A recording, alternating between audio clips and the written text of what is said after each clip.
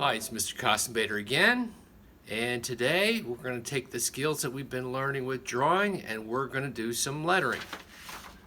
Alright, so what we're going to do is draw 3 text boxes. Okay, a text box is an area where you're going to put a word, and they can be any shape. This one's going to get larger as it comes to the end. This one's going to be arched. This one might be straight. Next, what I'd like you to do is come up with some simple 3-letter words. Dog, cat. What else can we do? Dad. And we're going to place those inside of this each text box. Remember, I'm using a marker. What I would like you to do is draw as lightly as possible. All right, then you don't have to erase, and when we are ready to clean these up, it's a lot easier to do that. So keep your work very, very light. And because we have 3 letters, it's pretty easy to just sort of eye it up where you think the thirds are. So you have 3 boxes. You're gonna end up putting a letter in each box. Okay, so this is all about proportion. I'm kind of just laying your work out. So we're going to do dog first. What you're going to do is just think about chipping away little tiny shapes for each letter. You're not going to draw in the inside. Okay, so for instance, if this is you're doing dog here, you're not just drawing the letter inside. You're going to chip away at the box. You're going to keep as much of the box as possible. So for a D, might look something like this.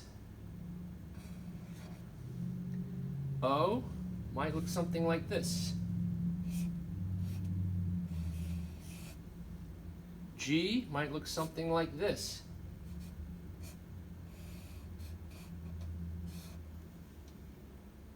Cat.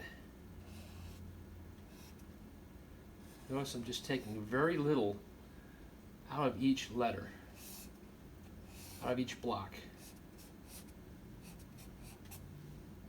This is one of my favorites, cat. 2 rectangles. Take 2 rectangles out and that creates the T. And dad. 2 curves here. So it's really thinking, again, like an artist, where you're thinking positive and negative shapes. You know, what's the positive shape that you want to keep? And the negative shape, what do you want to chip away?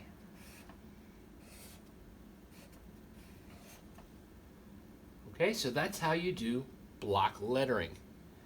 Practice these 3 words, and then I'll show you the next part, which becomes a lettering project.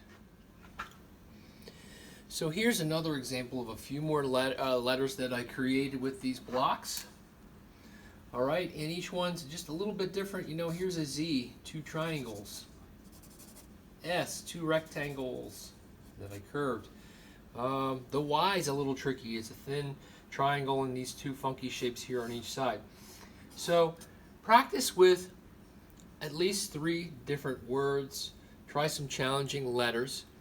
All right, and then the next stage, and these are just our rough drafts. Okay, make them really big so you have room to put designs inside of them. We're going to use something called Zentangles. This is we call it matchstick Zentangle. Okay, and I'll do a little area for you here. That's where you take what we call a matchstick, 2 parallel lines, and with each one you underlap that matchstick. Okay? Notice I'm not holding the pencil like I showed you, or the marker like I did earlier. It's because you're doing fine details. Whenever you're doing fine details, I encourage you to hold the pencil the way you normally would. Okay, but you would just continue filling in